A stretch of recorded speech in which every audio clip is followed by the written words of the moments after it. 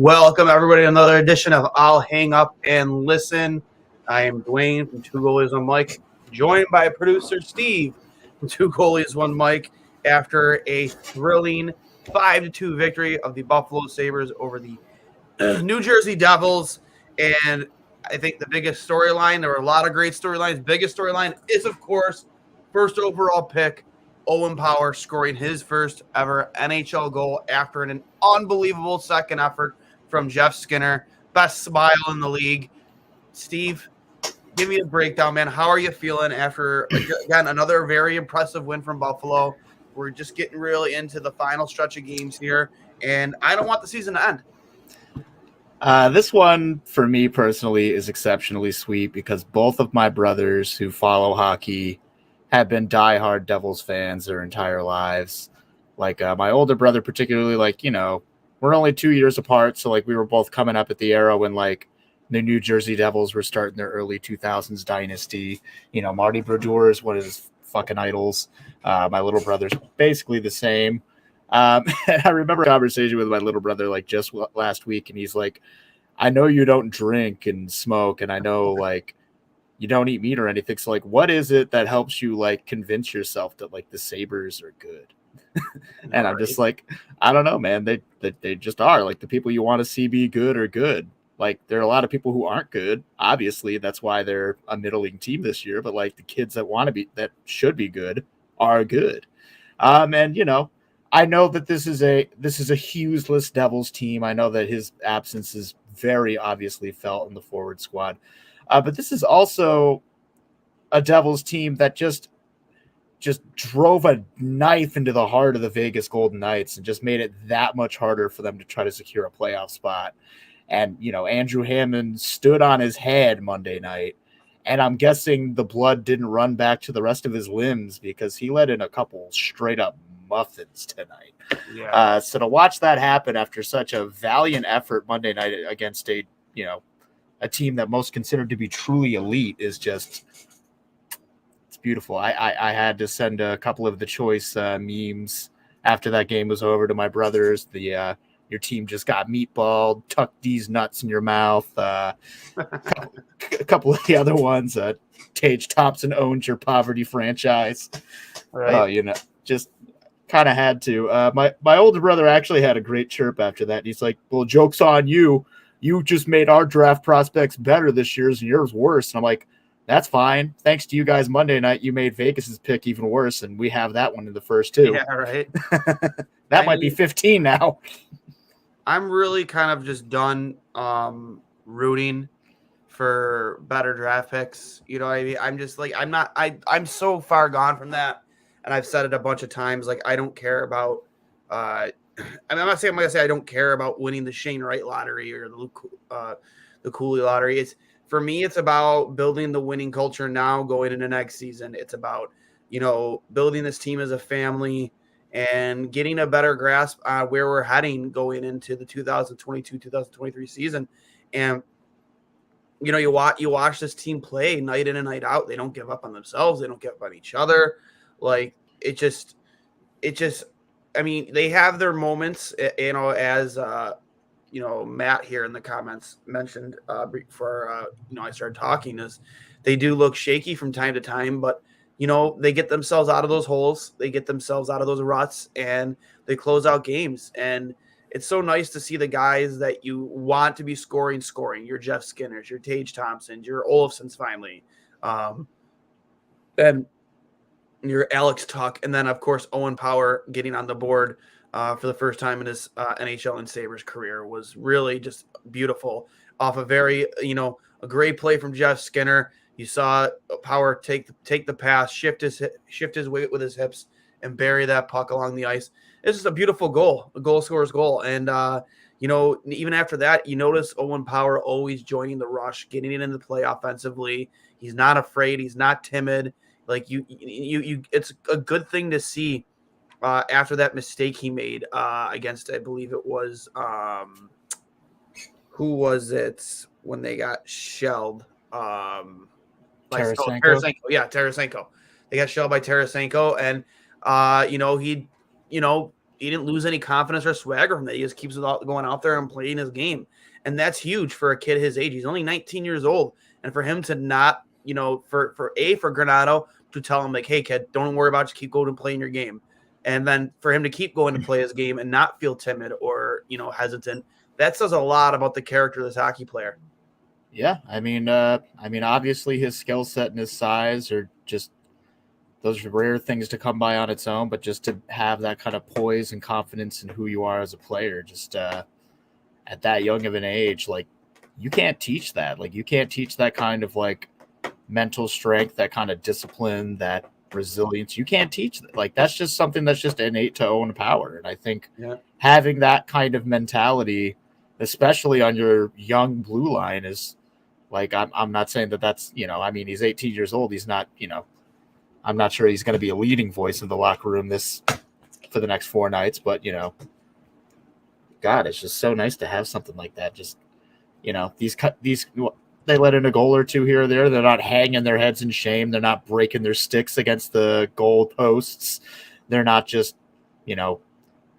burying their heads into their mitts on the fucking bench. Like, they're just fighting, not every night it's going to go their night. Like that night against the Blues, that was a 6-2 loss. But I mean, in that 6-2 loss, they kept fighting. They kept pushing hard. And like, we all kind of left that going like, yeah, you lost, but like, you didn't just, you showed up, you played, they just played better. They just they just made more of their opportunities. Yeah, I know. Like, it's like, again, I say this time and time, it's such a breath of fresh air to see just this team continuously generate chances, to see them continuously push the puck forward offensively, not play on their heels. And this team just going to keep getting better, right? I mean, you have Jack Quinn and JJ Paterka on the way. Absolutely. You have, free agency, the trade market to come in the offseason, and of course, 3 first-round picks in the three picks in the first round this upcoming draft, plus I think 2 or 3 in the second. Like, the Sabres have so much to work with, and we just talked about this on this last episode of Two Goalies One Mike with Kyle Quick and Cully. I said, this is going to be an exciting offseason for this hockey team. You're going to see. I really don't think you're going to see us use all 3 of those picks. I think you're going to see some wheeling and dealing done by Kevin Adams come draft day, whether it's seeing players like maybe Casey Middlestat leave the fold, because I still struggle to find his spot in this lineup next year. Maybe even, I know, like, he's played very well, as of late, and he's turned into a 20 goal scorer, but maybe he is Victor Olofsson when, because again, you're going to struggle to find spots on this team for your Paterka and your Quinn, and not to mention to find other ways to improve this team. Am I advocating to trade Olofsson? No, because if I get this guy more often and more consistently, and he continuously shows up and plays, but I also need more from him. I need a better 200-foot game. I need him to score a few more Jeff Skinner goals. Like, he can't just be a perimeter shooter. I know everybody needs a guy like that, but other than scoring from that spot, like, you need to produce more in other areas of the ice. So I hope we see more from that from Victor Olofsson, because that makes it easier for me to want to keep him around. We have a bunch of comments in here. Of course, the Dominator 39. I love that handle. Do you feel the power? We still win in the lottery, but I really don't think it's awesome. Yeah, just like we were talking about. Richard Isaacs, did anyone see Lindy at the end of the second? Oh, we saw Lindy at the end of the second. Looked familiar. Looked very familiar.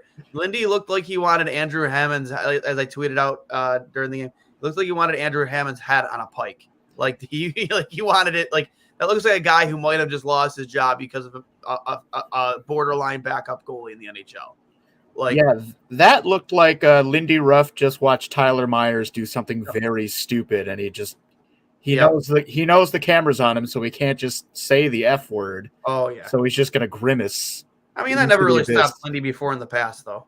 Yeah, but the Lindy Ruff death stare, it's one of the best death stares in all of hockey. Like, oh, for sure. Oh my God, I love it. Another comment from Richard Isaac. The real question is, with all the new players coming in next year, how do the Sabres keep the momentum into next year? You just honestly, you let this team continuously grow on and off the ice together as a family, and you just add in pieces here and fill in holes. But they just can't be an overpaid free agent or a free agent you're overpaying because he's in a contract year, he had a great year, or made it strung together a couple. They have to be the right fit for this team. I've been very vocal about a guy like JT Miller out of Vancouver. I think he's a very, very, very valuable player in this league, very underappreciated. He's trending towards 100 points this season, and not to mention, just he's had success really everywhere he's played. From Tampa to Vancouver. I think he would fit in very well on this team. I look at a guy like Keegan Colasar, to not talk about defensemen, just look at the forward group. A guy like Keegan Colasar, you've mentioned that to me too, Steve, out of Vegas. I think he'd be a perfect fit in the bottom six of this hockey team, and he's cheap.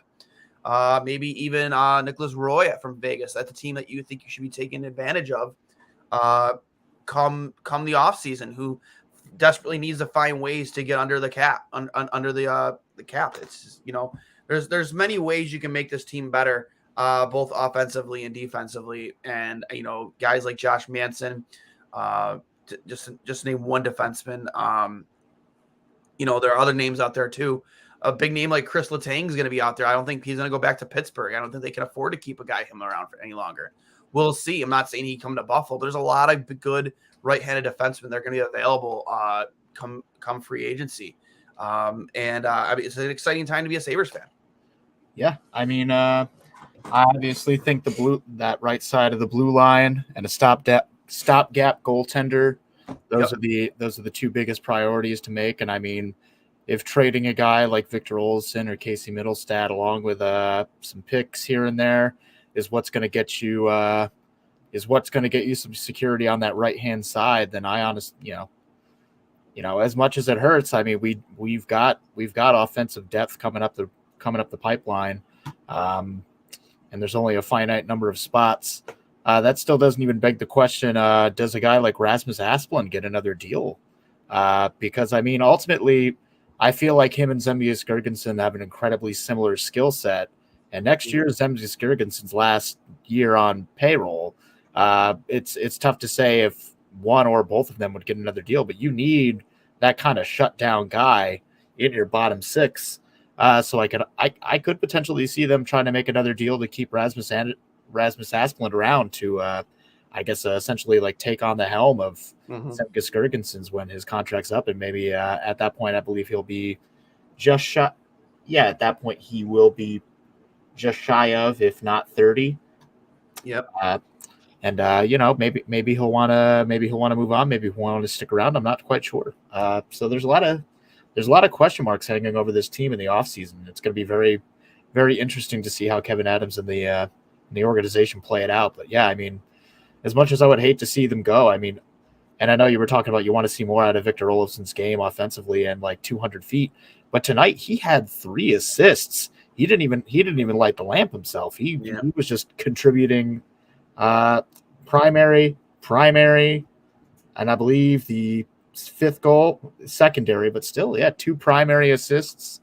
So he's making his contributions now, and he's still not a truly sound defensive player, but he's gotten so much better than he was. I think the one thing when you talk about Victor Olofsson next season too is what is there that he can do that Jack Quinn can't do? I think that's the ultimate question, because Jack Quinn plays on that same side, plays very well on that same side. Maybe he doesn't have the same dangerous shot as Victor Olofsson, but he still has a pretty unbelievable shot. Plus, he's a better skater, and he just plays a better all-around game. And he's just really starting to scratch the surface of his game professionally. So I look at him and I see a guy that can do exactly what Victor Olofsson does from that exact same spot. But that doesn't mean you still can't hold on to those two guys. It's just when you're trying to build a roster and improve this team for next year and make moves that will make your team better, who kind of suffers, for the sake of that. And, he is one of the guys that might suffer because he doesn't play a physical style. He doesn't engage in physical battles. He doesn't, he doesn't win a lot of puck battles along the boards. That's not his style. So, who knows? Maybe it's not Victor Olofsson. Maybe it's Casey Middlestad. It's Rasmus Asplund. It's a handful of other guys, Vinny Hinostroza. We'll see. I don't know. But I do expect Kevin Adams to have a very, very busy offseason. Yeah, it's gonna be interesting. I mean, I'm definitely just curious to see what happens with the goaltending. I feel like that's just like the biggest question mark. I mean, especially with Levi and Portillo going back to college, so neither one of them is going to be in the AHL. Yeah, Trying to get their feet wet in the pros. We still don't know if UPL is going to be the guy that gets called up to come to the NHL, what his physical situation's like, what his mental state's like in that regard. So yeah, I mean, between the pipes is definitely the biggest concern for me.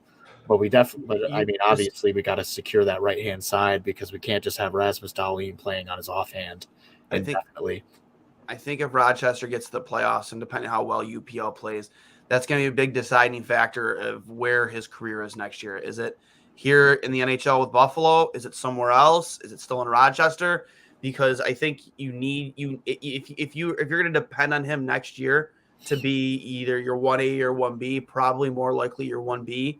You need him to show out in a high pressure situation in the AHL playoffs. He's been playing very well as of late. That needs to continue. Obviously, the health issues with his hips and his lower body is also a concern too. But you can't really always look at that in the determining factor of, is this a guy who can, help be a starting goaltender for my team in the future. You can't always just look at the injury history. You have to look at the body of work. And right now, it's very touch and go. He has his streak. He's very streaky. So, but we'll see.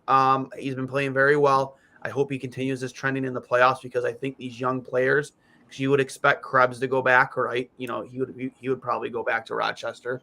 I believe they made it known that if the playoffs happen, that Krebs and Samuelson will absolutely go. Yes, and Casey Fitzgerald, of course. Yes, so like those are guys that are going to be getting important playoff games at maybe not the NHL level, but at the professional level. That's going to be a very important in terms for their development. Even though they're playing very well up here in the NHL, nothing can really replace playoff hockey. The atmosphere of it, the feeling of it, just the pressure of it. Nothing can replace that. So they're going to get that experience in the AHL if they do make the playoffs. It's very important for them. So, with all things considered, this is a very big stretch of games for UPL and the Rochester Americans. Yeah, it's kind of like Vegas. It could just as easily fall apart as it could come together. They really got to win every single one they've got left. And 2 of their last games, I believe, are against the division-leading Utica Comets. But a lot of the regulation losses that Utica has had this year have been at the hands of Rochester. So it's definitely an interesting local rivalry in that regard. So that's actually, I almost wish I wasn't going to RJ's last call in person with you next Friday, because that final game of the season is going to be intense. But I don't want to spin anybody out, but UPL has been with the franchise long enough that his ELC is actually up at the end of this season. So he's going to be an RFA this summer. So this stretch of games is actually not just important for his development, but also important to decide, is he going to get another contract with us, or is okay, have fun. Yeah, exactly. Yeah, I honestly thought he had one more year on an ELC, but I was sorry for the mistaken. Thanks to Kevin. I've kept this comment up here because I like this comment a lot. Another 3-game win streak. Everyone is clicking. Congrats to Power on his first NHL goal. This is becoming a brotherhood. I couldn't agree with more, Chris. This has become a brotherhood. We've been preaching this for a while. This team has become a family. Man, dude, the peanut gallery is bumping tonight, Steve. Lots of people getting chiming in. Right on. A great name who I think would be great in Buffalo is Ryan Lomberg. Well, we're here. Ryan Lomberg. I think you fit perfectly in the bottom 6. I couldn't agree with you more. There are a lot of names out there that I think that could fit very well in Buffalo.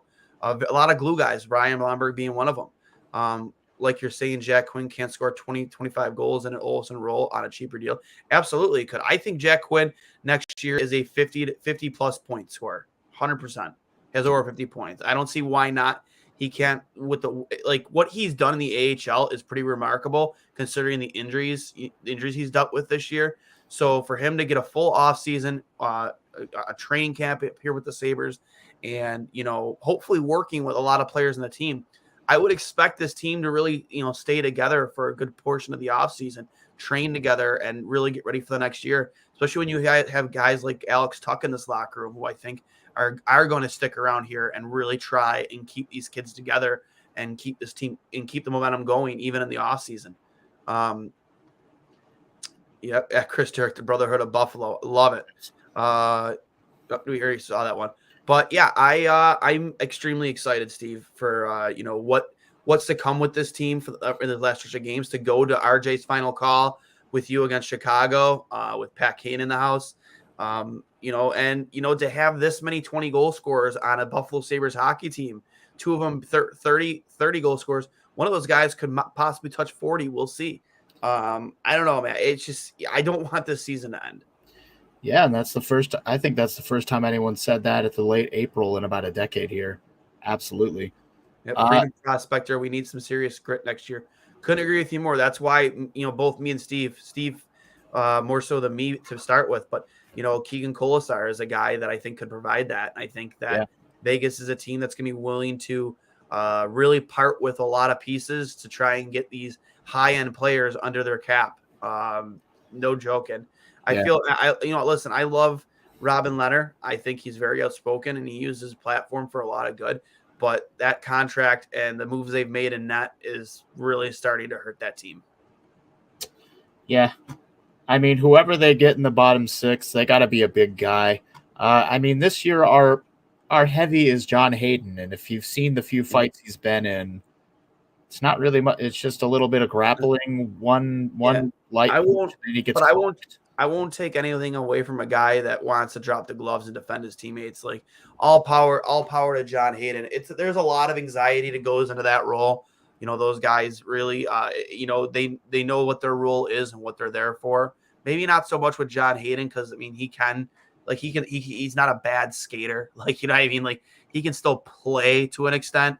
Whereas like your previous heavies in the league, like they're there for one reason and one reason only. Like at least maybe like John Hayden could get, contribute an apple or a goal here and there every once in a while. Are you trying to say Patrick Coletta was not a 200-foot player?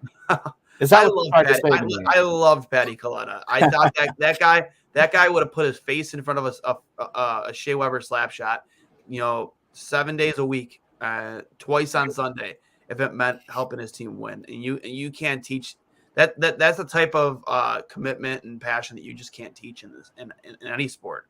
Yeah, Patty Coletta would take a bullet for you, and then he'd put a Lego in the bullet hole. And Cousins can't be our scrapper again. I couldn't agree with you more. Like, we need those nice to see him fight. Nice to see him fight, but you don't want to always see that guy fighting.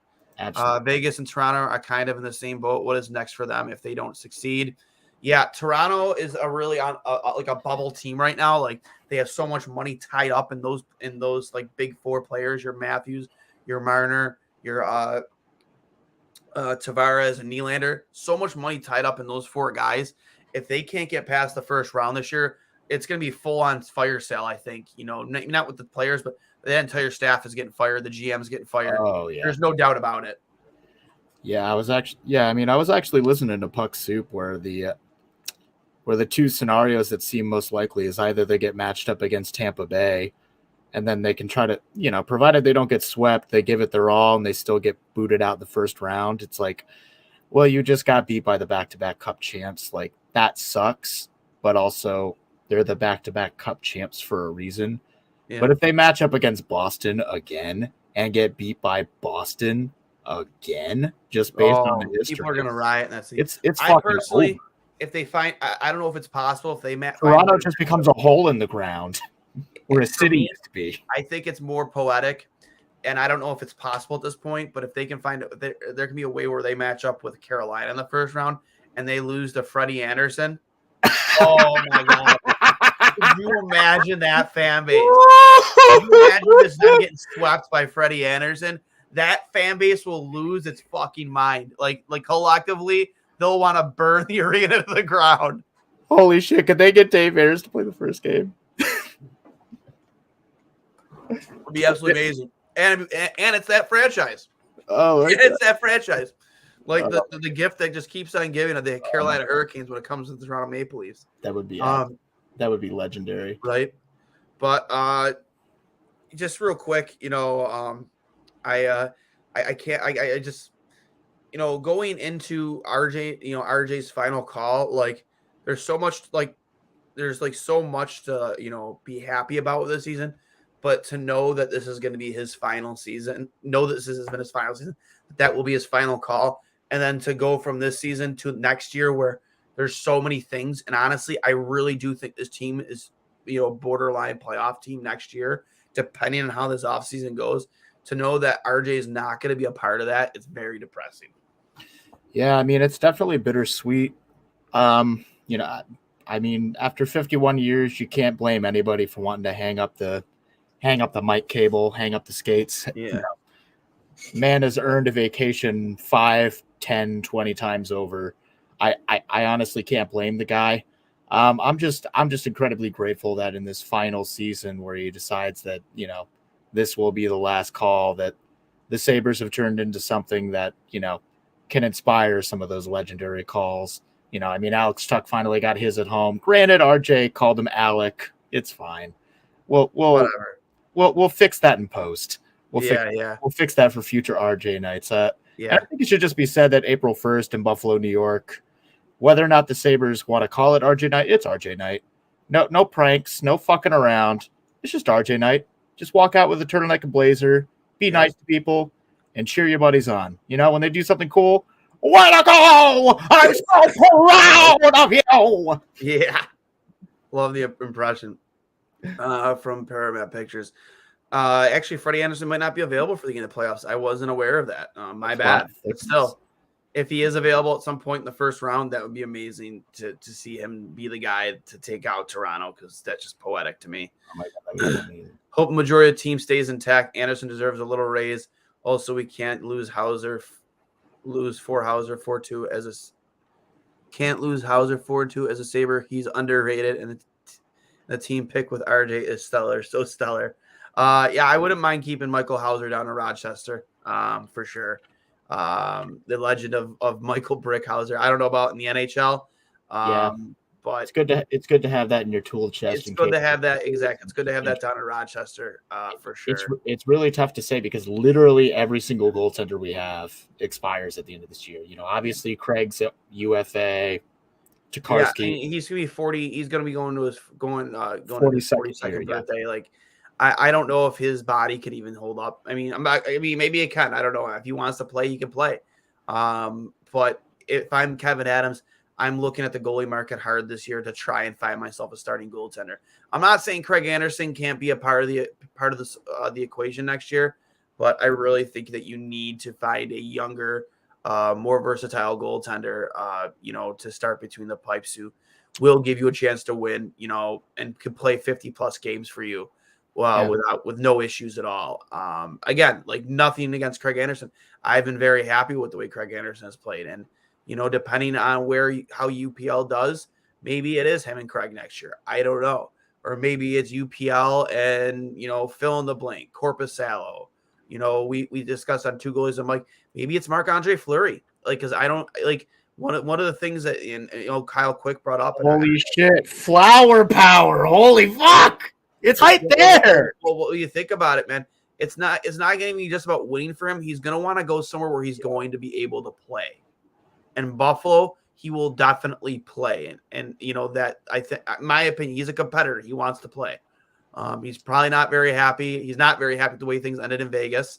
Went to Chicago, played in Chicago, but Chicago just wasn't very good, even though he played well. And then, what's going on with Minnesota, him and Cam Talbot sharing the net. Cam Talbot, I'd imagine, will be the guy starting going into the playoffs. You have that insurance of Marc-Andre Fleury is your backup. But I think next year, if he does decide to come back, I think he's been pretty vocal that he's going to want to play. And Buffalo is definitely a location where he would absolutely play. So I would absolutely. There are some names out there that you could bring in that would hopefully be an upgrade. over what we have now. And again, that is not a knock on Craig Anderson, because Craig Anderson, I think, exceeded all of our expectations this year. But at the end of the day, he's going to be 42 years old. And I just, if I'm going to try and make playoffs next year, I don't want to put all my eggs in the basket of a 42-year-old goaltender. He can be part of the solution in a 1A, 1B situation if things with UPL don't work out. But I don't want to have to rely on that guy to be the guy for 50-plus games next year. Yeah, that's a tall order for anybody, especially when you're in your 40s. But let's give a couple clicks to the guys. Let's pump his tires real quick. I believe tonight makes him a goaltender with 308 career wins, tied with Tuukka Rask. And worth noting, on the first elevator pitch switch-up goal by Kyle Okposo, he was credited with the secondary assist. So Craig Anderson has 1 point on the score sheet. 25% of what John Hayden has produced this year, by the way, just for what it's worth, in way less games. I'm just fucking with you. No, it's funny. Craig Anderson has exceeded everybody's wildest expectations, especially because when we picked him up, it's like, I thought he retired, and he did. But he came. He had some unfinished business. He wanted to play some more hockey, and I'm glad he did. I've been saying thank you, Craig, many, many, many nights this year. Thanks, Craig. Thanks for being there. You know what you're doing, and you do it pretty damn well because you've been doing it pretty much your whole darn life. Listen, if he decides to call it a career after this season, first place I'm going is the Sabres store to buy a Craig Anderson jersey on discount, because I wouldn't mind having a Craig Anderson jersey, because I've always been huge. Craig Anderson has always been one of my favorite goalies the last 10 years. Guy's got an unbelievable story, him and his family. A battler, underdog, but he's just a good guy, a good locker room guy, a leader. And you just love to see a guy like that to come here and succeed in the games he's played. And again, tonight he played very well. That glove was very active tonight. Made a lot of big time saves. The one diving breakaway save was very Hatchik-esque. I loved it. And again, I'm not against him being here next year, but you need to find. You can't depend on him to be your 1A. I don't want to be put in that situation. Because worse, what happens if we get 5 games into the season and he gets hurt? And then we're looking at, now we're going through the carousel of goaltenders again. You don't want to be put in that situation if you're Kevin Adams searching for a goalie halfway into the season, because goaltending's costing you games. Like when we didn't have Craig Anderson this season, we went 7-31. If you're not talking overtime points, 7-31 between Dustin Tokarski, Aaron Dell, UPL, Malcolm Subban. Yeah, like that's terrible. That's terrible. That's not going to get you to the playoffs. Horrible, horrendous. That's Carter Hutton level bad. That's not good. But just to harp on it again real quick, I think it makes even more and more sense, the idea of Marc-Andre Fleury potentially being a candidate that could come to Buffalo. And I say this because we do have something that the Minnesota Wild might actually want, and that is a first-round defensive prospect. And I say this because their youngest defenseman right now is 26, and one of their oldest guys is 30, like Jared Spurgeon, 32, Jonas Brodin, 28, Goligoski, 36, Kulikov, 31, Jordy Ben, 34. So if we can throw Ryan Johnson into some sort of package in exchange for Marc-Andre Fleury, because at this point we have Dahlin, Power, and Samuelson securing. I don't know what's going to happen with Ryan Johnson. I think is he in his final year? I believe next year would be his final year, but I mean, if we trade him and let them have the rights to sign him, So, but I think that's like number one thing you need to address this offseason is finding who your tandem is going to be in that. Again, whether that's UPL and Craig Anderson, Marc-Andre Fleury, Craig Anderson and whoever, UPL and whoever, that has to be addressed right away. And again, I've loved everything Craig Anderson has done, but at that age, I just don't want to put this team and this group in that situation where you got to hope that, age is just a number with him and that he can play 50-plus games without getting hurt, because he couldn't do it this year. Again, to no fault of his own, but I just don't want to put that guy in that situation with this young team, thriving and trending in the right direction going into the next season. So, Sabre, scoring tonight, obviously, Victor Olofsson, as you stated earlier, with 3 apples. Darlene with a goal and assist, absolute bust, right? Jeff Skinner, goal and assist. Tage Thompson with 2 assists. Craig Anderson with an assist. Okposo with an absolute laser from just between the center ice line and blue line for a goal. Owen Powell's first career NHL goal. Alex Tuck with a goal. And then, obviously, Craig Anderson with 29 saves on 31 shots against with a .935 save percentage. Absolutely awesome night for the Buffalo Sabres. So many different point scorers tonight. And then the Devils, excuse me, scored tonight. Boquist with a goal. Dougie Hamilton with an assist. Kukkonen with an assist. McLeod with an assist. And I'm not even going to try and pronounce his name. Akoyak, I'm sorry, with a goal. And Pavel Zacha with an assist. And then, of course, the Hamburglar, Andrew Hammond, with 23 saves on 28 shots and causing Lindy Ruff to lose whatever hair he has left. Yeah, I believe the Hamburglar is now the McMuffin Man, at least for the night. Again, and I'm very happy that he stoned the Vegas Golden Knights the other night, but I'm also happy that we were able to pump him up pretty hard. Yeah, the goalie position has been a giant hole that Anderson has put some flex tape on. I couldn't agree with you more. Yeah. And Freedom Prospector, he loves Michael Hauser. Hey, I love Michael Hauser too. Unless he really impresses in training camp, and even then, it's gonna be tough to see him on this team next year. I have nothing against Michael Hauser. He is a phenomenal story. Guys, he seems like a really big team first guy, but I just see him as being a Rochester guy and an emergency, call up if and when they need him. I just Okoyak is how you say his name. I'm pretty sure. Okoyak. I was not even close. But how many games we got left now, Steve? Is it 3? Yep, it's 3. It's this Saturday against the Isles. So young Dewey Crocs will be watching. Probably seething mad that Chicken Parmary isn't doing what he does best. Probably crying at the Olive Garden over some soggy breadsticks. I don't know whatever Dewey does.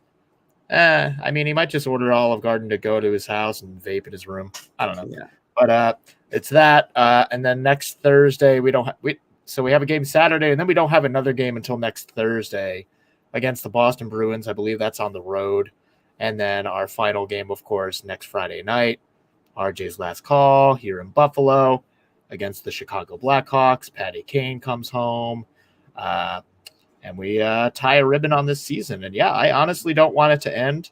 I do want all the boys to spend the summer on the super yacht with a gym at their disposal. Let Darlene get them all tree trunk legs. Let Kyle Okposo teach them how to use their wheels effectively. Yep. I just want these kids, when they got a long summer, I want them just busting their ass in the gym. I want all these dudes to pack on 15 pounds of pure fucking muscle. Absolutely.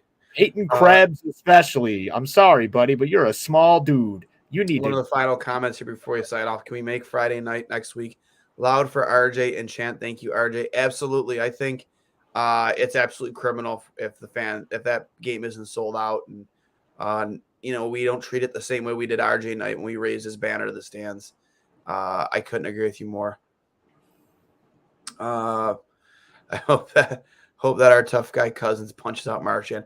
I think everybody wants to see Brad Marchand get knocked out. Who doesn't? But you know what? He is the type of player that you hate playing against. And you hate him when he's not on your team, but when he's on your team, you'll defend him tooth and nail because he's a phenomenal talent, and he gets under everybody's skin. And I think he's a player you love to hate. It's one thing to be that player that plays with that edge that sometimes just transcends directly into, oh, that was just straight up dirty and completely uncalled for. But that said, to actually have skill to back it up is what makes you begrudgingly respect a guy like that.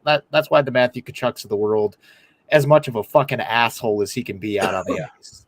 He also has the capacity to play the game at an elite level, and you can't help but just grit your teeth shaking that guy's hand because, like, you know that he could just outplay you, but he also will take a minute to just knock your head off your shoulders too, because he can, because he's that good.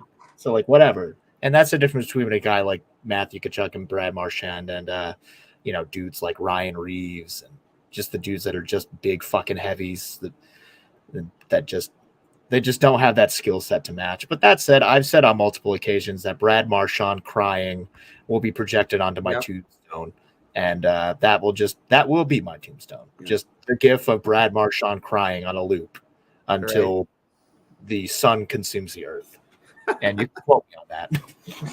Right. But anyways, we'll put a wrap on that. We'll tie a bow to it. Let everybody get to bed here late this Thursday night after a 5-2 Sabres victory. Remember, this has been brought to you by Outlet Liquor, the place to buy a case. Don't haste. Get to Outlet Liquor over on Georgian Boulevard in Buffalo. I am Duane. This is producer Steve from Two Goalies, One Mike, signing off after, again, another big Buffalo win. 3 games left in the season. Hopefully we can go on a little 6-game winning streak here. Thanks to everybody who decided to chime in and leave a comment. Make sure you're subscribed to Two Goalies, One Mic on all platforms for your podcasting between Apple Podcasts, YouTube, Spotify, wherever you get your podcasts. We appreciate the follow. And I'll hang up and listen. And 3 words, everybody. Let's go Sabres.